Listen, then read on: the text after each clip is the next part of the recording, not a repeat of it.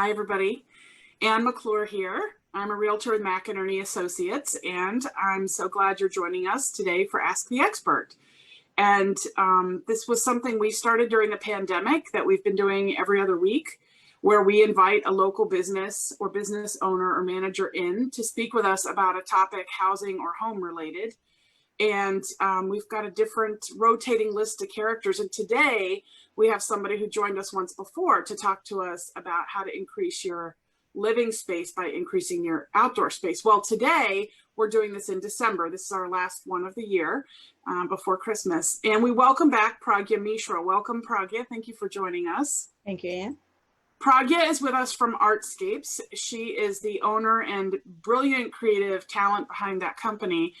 She's a landscape architect and a plant whisperer, and she is just magnificent in what she can do. She can do the practical, everything from, and in fact, she's known in some neighborhoods as the drainage queen, which is a badge of honor, even though it may not sound that way. And but her designs are just spectacular. And we're going to give her website later if you want to visit that and see some of the work she does. But I can tell you that she will do everything from drainage plans to container gardens on a balcony. If you have a condo, she will do large estates. She will do townhouse yards. This is not something that is only for the ultra rich or luxury folks. She loves those referrals. But this is something she wants everyone to enjoy. She wants people to love their yards and use the space and be surrounded by beauty and be transported by their gardens. So she will talk more to that, but I would encourage you, she's a wonderful local resource. If you've got questions for her later, I hope you'll reach out to her. So Pragya, thank you so much for joining us again today. Our topic today is winter landscaping and planning for spring. So we're going to get into that a little bit more here in a minute. I like to first welcome our guests and give a little explanation of Ask the Expert. We want to bring good information to those of you watching, and we want to expose local businesses. We very much support them. We are a local business, and we believe that the economy thrives and survives on the backs of local business. So keep an eye out for your favorite local businesses. And if you have one to share with me that you want me to know about, I had a conversation with a client, Patrick, recently about a company that did energy work and insulation for him. And I'm going to be reaching out to them because I thought that might be a good topic. But let us know about who you like. We would love to bring their company to the forefront and share great information along the way. So before we get into talking with Pragya, I wanted to share a little market update with you. And please bear with me because normally I have it up on the screen behind me, but I'm trying a new setup today and I'm going to look down at my phone for a moment. The Washington, D.C. metro area real estate market remains very robust. It is December 15th today, and I could really use a holiday break because we are working around the clock every day. Seems like 11 to 14 hours a day, and it is not unique to me. Most of my realtor friends are in the same boat, and that is good news for our economy and housing market and our lender friends. But it is absolutely insane to be like this in December. We've not seen a December like this before in my memory, and I've been in the industry, by the way, in one form or another since 1994. New contract activity throughout our region this past week that concluded over the weekend was up 42% over where it was the same time last year in all 6 of the jurisdictions we track, which includes Montgomery, Prince George's, DC, and then Northern Virginia, Loudoun, and Prince William. Northern Virginia is Fairfax, Arlington, and then the cities therein. We say Prince George's had the worst week of the 6 parts of the jurisdiction, with only a 32% increase over last year. So even, I mean, that's up a third. But something I wanted to share with you, last time we did this, we had been seeing a decrease in contract activity week over week, even though we're way ahead of where we were this time last year.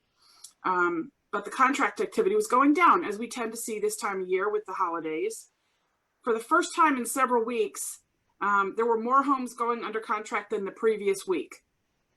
So even though contract activity has continued to outpace that of last year since mid-May, there's been a steady and modest drop in contract activity from week to week since October. But for this past week, there were almost 200 more homes going under contract. So all of this to say, the interest rates remain ridiculously low, in many cases below 3%. So if you haven't refinanced, reach out to your favorite loan officer. If you need a referral, I'm happy to make one. And it's a great time to think about buying, upsizing, downsizing, because the market is very hot if you're selling. And if you're buying, it is hard to get in, but money is almost free. So that's my market update. If you have more questions about your particular house, neighborhood, area, or an area you're interested in, please reach out to me. We've also placed some referrals to realtors around the country this week, a couple to Florida and Pennsylvania. So we're happy to help you with those referrals too, if you need them. So without further delay, I wanted to move on to our special guest, Pragya. And Pragya, you and I thought about this topic because as your friend, as somebody who's got to know you professionally, and I'll never forget that first job where we really got to know each other and how great you were to me. And my client really is who you were so good to. I watch you when late February and March approaches, and most people aren't thinking of being outside right at that moment because it's usually still very cold. But I see you and it's like you're calm on the surface like a duck and your little legs are paddling underneath because you're so busy, because we get 1 or 2 warm days and people start thinking about, oh, maybe I should do that patio or that deck so that next month or the month after we can be outside enjoying it and grilling, and they sort of start fantasizing about being outside. But by the time that hits, it's already too late in many cases to get your attention. I mean, they could get your attention, but it might be for August, right? Right. I mean, March is when people are like calling me, like, I'm thinking about it. But then at that time, I wish, I'm like, why didn't you call me in January or December. February or December, so we can start planning? Because right now I'm already working on few gardens for March, or as soon as the season opens up. So there's already project lined up to go in. So, but if you call me in March, the project is not going to be happening in spring. So you want to get ahead of the game, ahead of everybody else. Well, I think more than ever, every year I see that happen to you, but now we're at a time when people aren't really vacationing, they're not really traveling, and they're using their yards more than ever. And their property, their grounds, their garden space, their yard, it's just become so much more important. And, I want to get the word out for my clients and friends and so on, and for people like you, so that everyone can start planning now and using that space, because even though we have the vaccine, the forecasts are that there are many more tough months ahead of us where we still have to be very, very careful. So even though nothing is green, start thinking about it now. Okay. Absolutely. Sorry to interrupt, Anne, but one of my clients always, she used to go to Paris every fall. But this year, she didn't go. She was like, I want my Paris here. So I was like, okay, let's plant a French garden for you. I love it. And, there's so many different styles that people can incorporate their own interests and their own flair, and, certain color they love, or they want something to smell good, or they want to attract wildlife. I mean, there's so many directions you can go with your space, right? Yep. Absolutely. I wanted to start first, before we get into that, with kind of where we are right now. So we've been getting some questions about, what can I do right now when the weather permits to enjoy my garden space or my outdoors, or also prepare for spring. And maybe that's adding some visual interest by feeding the birds, or prepping beds for spring, or what if you missed your last leaf pickup? And you had some really, really good tips, from leaves to bulbs, and I wanted you to go ahead and launch into that, if you would, and talk to us about what can be done now. Sure. When you design a garden, winter, a lot of people don't think about winter and garden in the same sentence, but if you live in the house, you see a garden, even if it's winter. So winter is a pretty important time when you're actually spending time with your family and friends. So, there are things you can do. You can prune your garden, not heavy pruning, because there are certain plants you don't want to prune till early spring or late winter. So you want to prune the garden. You want to divide up, if the weather still allows you, you want to divide up the perennials. You also want to plant the bulbs. And we can talk about bulbs right now, or we can wait later. But another thing also is your leaves. I love this one. Leave leaves alone. A lot of people just want to pack up the leaf and send them out of their yard. Of course, that just makes visually it's nice, clean. But what people don't realize, our leaves have a lot of nutrition in them. So instead of throwing them away, use your leaf on your lawn or your plant bed. For example, don't overdo with the leaf though, because one year I left the leaves in my lawn for a little bit too long or too much, so it didn't work. So everything in moderation, right?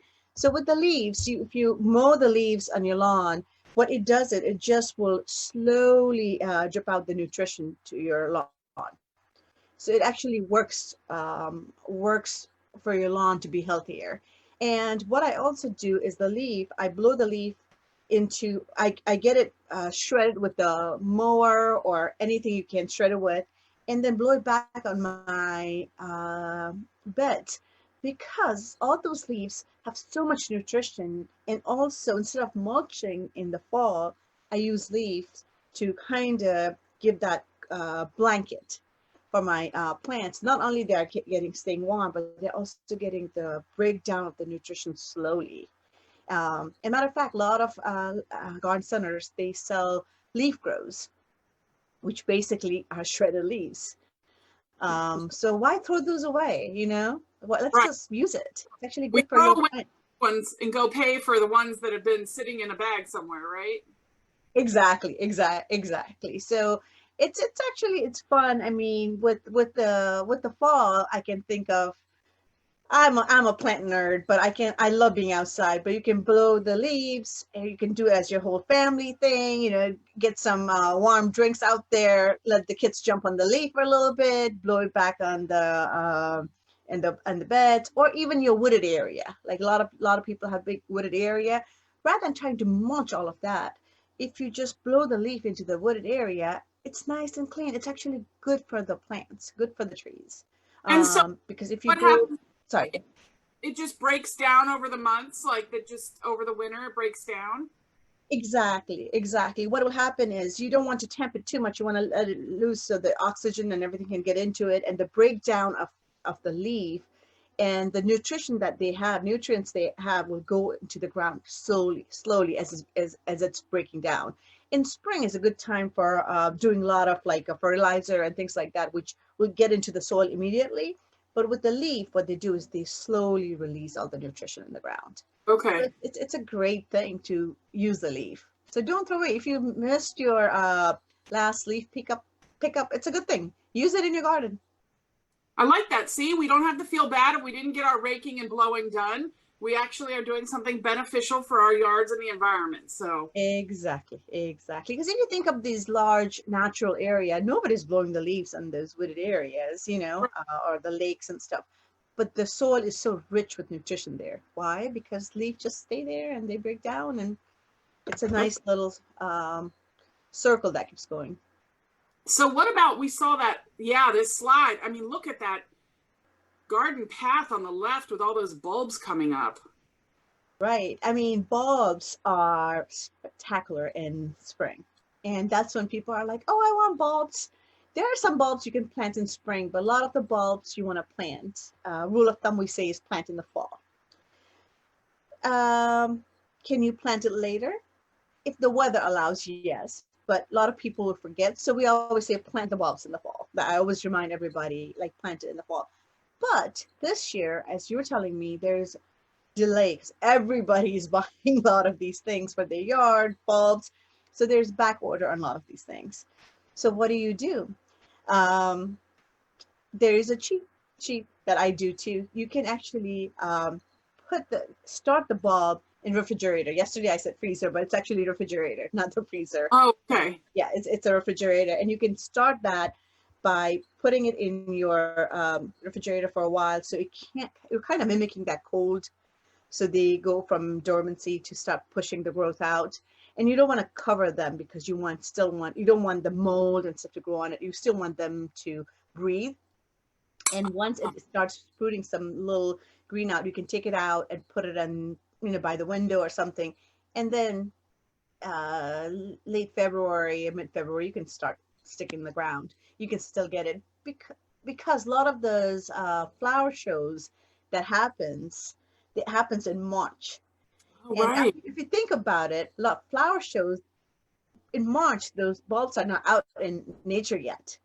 That's how they do the forced growth of the bulb. So we can do the same cheating or whatever you can call it, efficient way of, if you miss it or if you don't have your bulbs yet, you still have time to do it. I've been to the Philadelphia Flower Show, and now you're right. That's an amazing. It is gorgeous, isn't it? Yes. So, okay, you said a key point I wanted to make sure people heard. Do not put it in plastic, right? So what do you just wrap it in a paper towel or something? If you you can put a little bit of dirt on, those potting things that you can buy. You can put a little bit of dirt on it.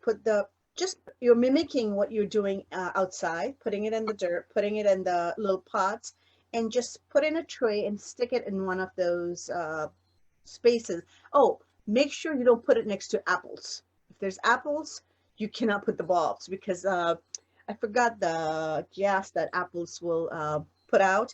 It actually it kills the flowering portion of the bulbs. Wow, good to know. Yeah. So do not stick apples and bulbs at the same time because it's not going to work.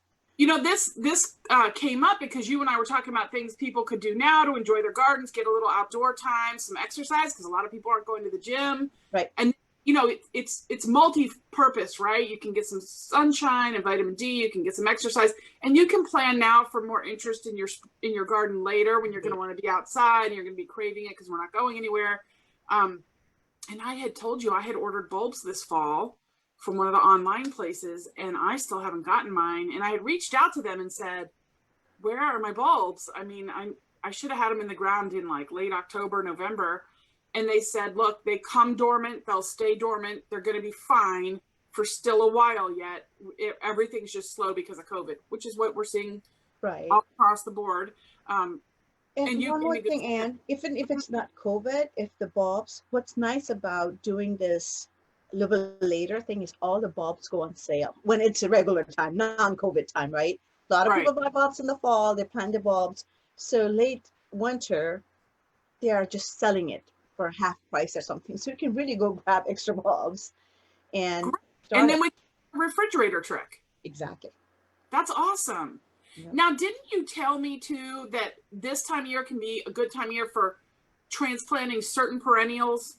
Yes. In our area, the weather has been so weird. Apparently we're supposed to get snow tomorrow. But then this last few days, there was really nice weather. Was it this weekend? It was 64. So perfect time to divide your perennials, divide it up. There's different perennials, how you can divide it up and plant it. So that way you're not running out and buying more and getting rid of it, throwing what you have. You can just keep on dividing it and taking over the garden. My neighbors always make fun of me because we have a common area in front of my house. And every year I kind of divide it and go further and further because I have all the plants, So, and also you can repeat the same group of plants in another area. So if you have Liriope, hostas, or some grouping of plants, you just keep repeating it. So your eyes also move, nicely when they are blooming. But it's a perfect time for doing all those things. That's great to know and I would love if you were my neighbor because I can only imagine how good your common space looks. So that's a good hint. So that's another way we can get out and take care of things. I wanted to move on, Pragya. You've given us a really good idea of things we can do to make our yards more visually interesting, and I really appreciate the ideas. There's also planning that can be done. Now, it can't be enjoyed right now because this is what I wanted to talk about. The visual interest you can create in your yard, which you could plan this year so that this time next year and throughout the winter, you're really enjoying this. if you would talk for a moment about some of these plants and things people can do, because like you said, people kind of think of winter as the dead zone, and it really doesn't have to be. No, it's not. Actually, winter can be really fun in your garden. Uh, like this year, there's Nandinas with the red berries. They are spectacular. I mean, they're showing off right now. They just look amazing. So when you step out in the cold winter to see a color pop, it makes you happy, you know. And there are so many plants you can use. The red twig dogwood, the picture on the top, and with some evergreen in the front, that's a mugo pine in the front, the contrast that it creates, and the just flame of red. And that will stay throughout the winter. And also you have a camellia, winter blooming camellias, which are a lot of fun, you know, to see something blooming. You don't have to necessarily be outside, but if you're sitting in a living room, if you see outside or kitchen or dining, wherever you see your garden, if you see something blooming, it just brings smile. I mean, that looks like a tropical flower blooming in the snow. Right, right. Doesn't it? I mean, it's tropical flower. exactly. And the camellias are fun because you can get different colors. And sometimes it doesn't necessarily have to be a blooming plant. It could be just textures. Like we talked about the berries, or, you know, the ferns, the silver color of the ferns, or the witch hazel, which is a bloom, actually, the yellow bloom, and the winter daphnes. It just, for me, is when I'm out there, I think of, like, when I'm designing somebody's garden, is winter is when you have families over, when you are actually spending a lot more time in the house too. So you have to have a winter, something popping, some textures, color, something happening. And we briefly talked about sweet box, which is, it blooms in late February. It has amazing fragrance. So I try to put that plant near your front entry or by the garage where you go in and out, because you want to enjoy that, right? Because if I tuck it somewhere in the back patio, you are not going to be in the patio. So you want to put those plants where you see it from inside or as you're walking in the garden. And hellebores is the other plant. Oh yeah, I love those. Those are also really pretty. Something to me with these pictures, which we didn't really hit on yesterday when we were sort of talking about what we were going to do today. We did talk about the magnolias, I was talking about little gem, but any magnolia, or your hollies or your winter berries, which, guys, that's the picture with the blue jays sort of in the middle of your screen. But this time of year, when you might want to do evergreen cuttings and sort of put them around, you know, hurricanes with candles, and, you know, make tablescapes, how great to go out and snip your own magnolia that has that sort of beautiful shiny green and then the brownish gold underside, tuck some of those berries in there, or red twigs. I mean, you can make your own cutting for winter with your yard. So again, absolutely. Not only that, Anne, you can actually, I was just visiting a client. What she did is, instead, you know, those pots that are empty, she puts the cutting with the berries all over. So it looks very festive and very, very nice to have the color pop in. And it's always great to go outside and cut your own little berries from Nandina. Or if you don't have it on your yard, if you have neighbors, ask them. Nobody will care if you cut few branches. You can bring in, and it is like bringing nature in, and it's a lot of fun to do that. And you can definitely do a lot of cutting and using textures and evergreen and winter blooming plants. Well, let's talk a little bit more about, like, the plan itself, like the master plan and timelines and the benefits of the master plan. So I know we were joking around that people think you don't do anything all winter long. Right. Well, I mean, I love my mom, but she's always like, should you do something for this winter? I'm like, Mom, I'm busy in winter. She thinks I have nothing to do in winter. And so yeah, we don't just sit around and do nothing. We do plan. We work on a master plan for other projects. Or I also take some classes and learn about what's new. That's a good time to learn too. So yeah, winter, you are still busy. Yeah, you're thinking ahead, planning ahead. Well, this is a good graphic because it shows somebody thinking ahead to April, and some of these points are points you should think about as you're developing your master plan, if you would touch on that. Yes, I mean, for example, if you want pool, if you want to swim this season 2021, you can't call me in April and say I want a pool, because it takes months to plan that. If you call me in April, you have a pool next year, so it takes time. So not just a pool, any outdoor space, because there is a time where we'll get together and talk about what is your goal, what's your budget, how much do you want to invest, and how long are you planning to be in this house, right? Because again, as a realtor, whatever we do, we want to make sure we bring the value if they do have to put the house in the market too. What are the colors? What are your favorite style? And not only that, like, do you have any issues going on that we want to solve? For example, drainage or car lights coming in your house when somebody's driving in the road in front of your house. As we are making things prettier, we can also solve some issues. So that way we get two birds with one stone. And lighting, another thing to really use in the winter. Even now, we can do that now as a winter outdoor low voltage lighting, because you can really create this amazing, what's the word my daughter used when I finally fixed my outdoor lighting, was magical. You can really create a magical moment with the lights, because it's just it's not so much for safety like a bright floodlight, but it's more like a softer ambiance, and it does really look magical, like like the fairies are dancing out there. Or maybe I'm just cuckoo, but it's just I always have the same thought. I always imagine fairies, as corny as that sounds. I know, like fairies dancing out there or something.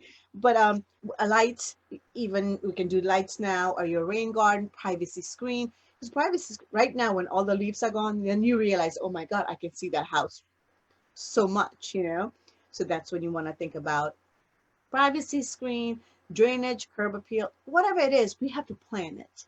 And it takes time. So if you want to be ahead of the game, call me now or call your designers soon, so that way you're ready when the weather hits warm, or whenever planting season opens up in March, you're ready to go. Oh, another thing too is our benefits of master plan that we talked about briefly was, you don't have to do the whole thing all at once. But if you have an overall plan, what's nice is you can phase it depending on which area, and I will guide you so you're not doing things backward. You don't want to build something and have to remove it to build something else. So phases wise, you can move, and what's important to you is the backyard, is the front yard, and you do it slowly. By the time it's all done, it's still cohesive. It's still like it all moves from one space to the next. There is a movement in the landscaping. It doesn't look abrupt. But when you do phasing, you also don't want to leave it completely open and empty, because if you never get to it, you don't want it to look like you didn't finish it. So phases, you want to make sure it's done correctly. And when you do phases, you actually save money. You save money. Yeah, you said that because you were talking about, like, the example of somebody who needs to create a berm, which is sort of a mound of earth, right? A landscape. Right. Yeah, this is a project actually near your house, and I'm working on. They just bought a beautiful historical house, and there is a street with the light from all the cars. It goes right in their living room. Oh gosh.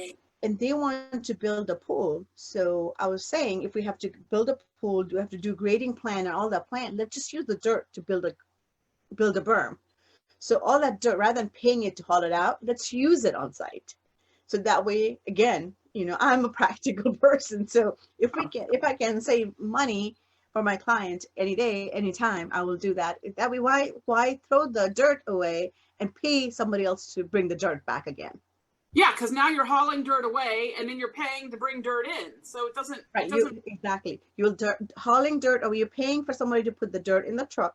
You're paying somebody to dispose the dirt, and when you're ready to do the berm, you're going to pay somebody to bring the dirt. So it's just a waste of money. So, and those are the things we think about. How we can use things from one place to the next. I know we're running tight on time, but I do want to go for a few more minutes if you can, because I think there's so much good information here. Are you okay going a little Absolutely. longer? Sure. Okay. You mentioned another thing to me about how landscape designers and architects can save their clients money. that I thought was a really good point. It's kind of twofold in my mind.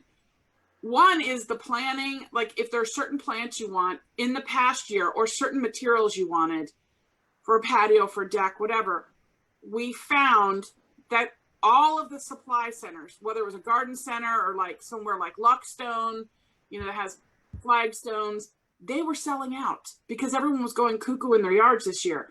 So someone like you has resources that someone like me does not have.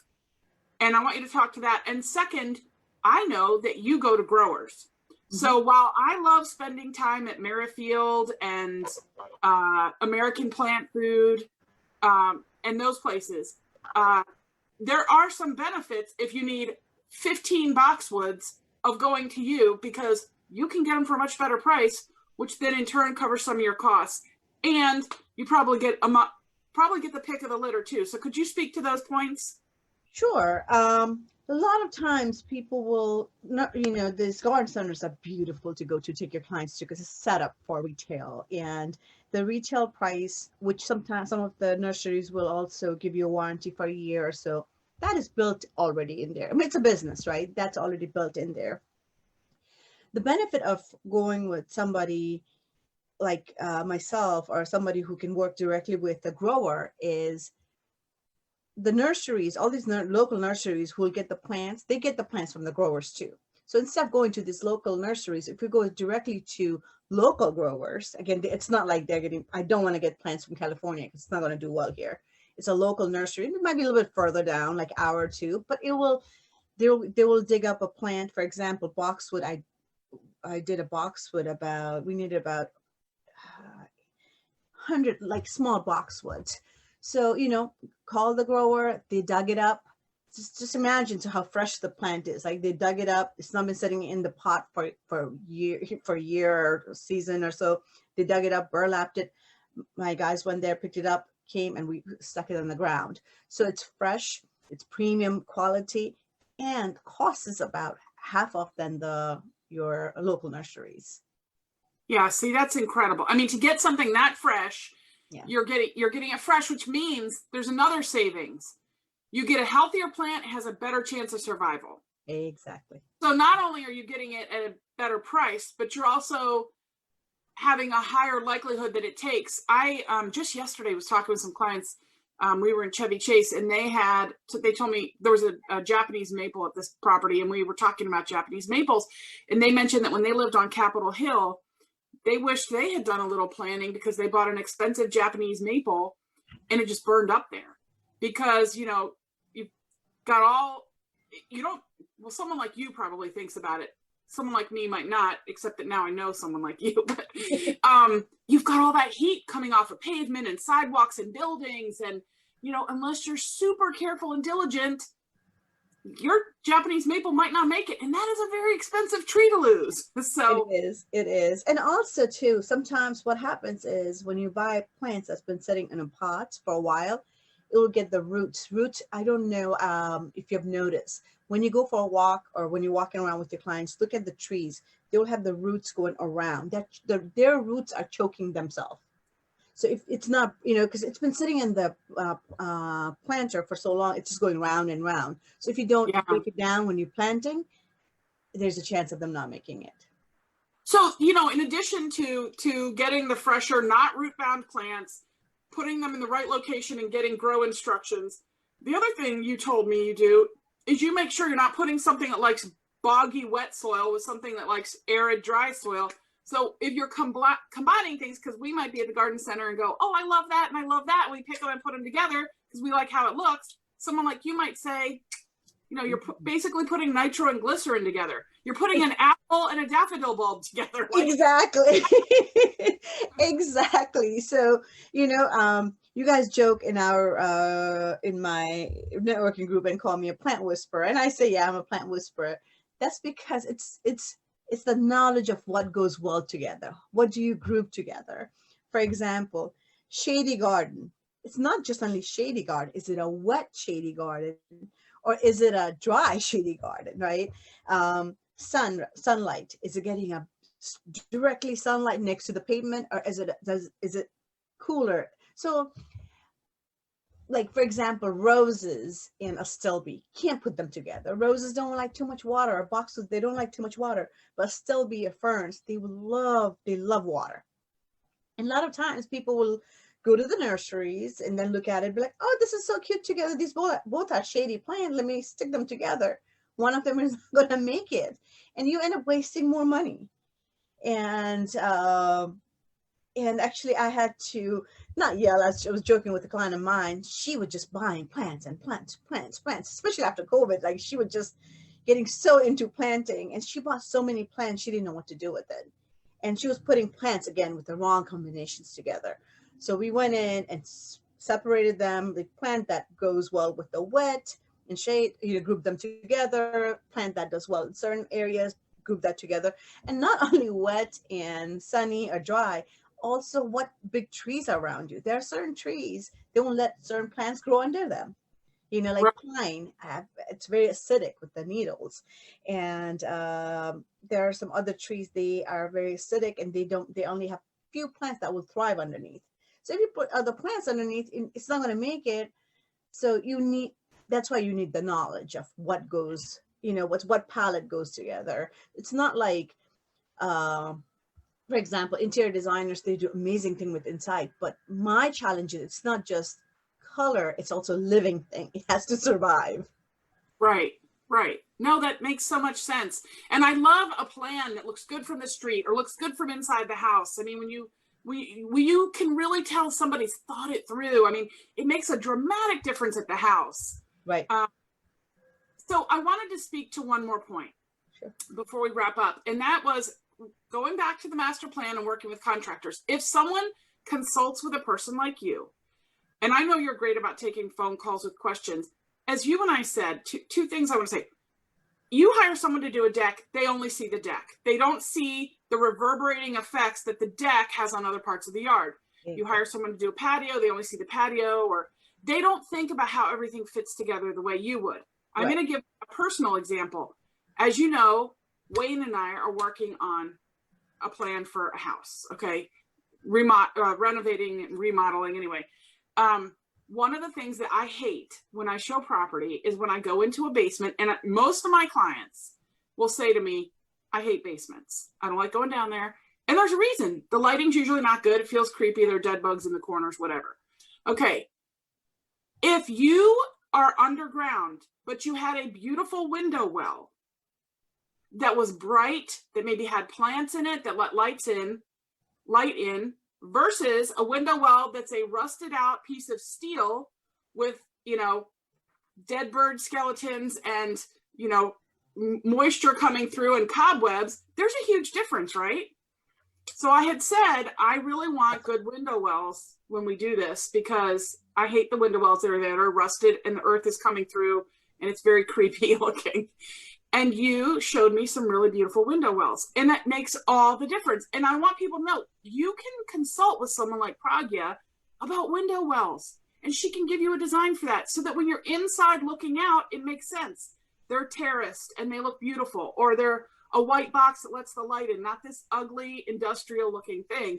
And so whether it's a deck, exterior lighting, a driveway, even a driveway, right, Pragya? Absolutely. A window well, you can help people with these kinds of things that integrate with the overall feel of the house. Exactly. And the thing is, that's what I think, I've seen some beautiful deck, but the steps are so narrow. Like, you don't want to go down to the patio, or the patio is somewhere on the side where it's disconnected with the kitchen. So all those things, all those little elements, you have to think about it, right? It's like a puzzle pieces. Like, when I see a landscape, even if it's my family or friends, my mind goes 100 miles an hour. Like, I just want to move things around and put it together. And that's the beauty about it, is, like, for example, when you're talking about the window well, if you already have a window well and you're like, oh my God, I'm stuck, don't feel bad, because you could also put some river rocks underneath, put a plant like a Nandina or something that doesn't need a whole lot of water. Put the Nandina in there and put a light, like up light on it. So at night when you're looking out, you see something pretty. Yes. Just looking at what you have. It makes all the difference. All the difference. You show so many homes, so that just visually that feeling like you're in the basement versus, oh, there's a plant with the light. It's a Right. whole different feeling. I mean, there's something about humans. We don't really like to be subterranean, I guess, to do with, I guess.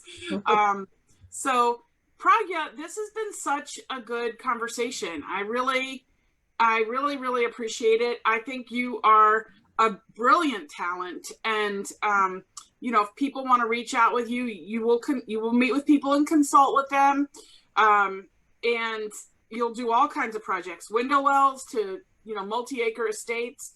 But guys, do not think this is only for the ultra rich. She can help. She can do container gardens on your condo balcony, and it will make a difference. I was at a condo recently, and I saw a property, and all summer they had beautiful containers, and it was the prettiest unit from the outside on the building. I always loved going to see what was blooming, and I went, and all the pots are empty, of course, because this time of year. And I just thought, what a difference that makes at that particular unit, and how it probably feels to the person inside the unit. So See, that's where you can do the cutting of your berries and stick in there, even though it's not living. You could do that. Yeah, and they face the parking lot, so I'm sure it makes a huge difference from inside the unit as well. So, but I want to encourage you, reach out to her if you have questions about anything we've talked about today. And even if you don't, reach out to Pragya, which of course we hope you do, but if you don't, do your planning now.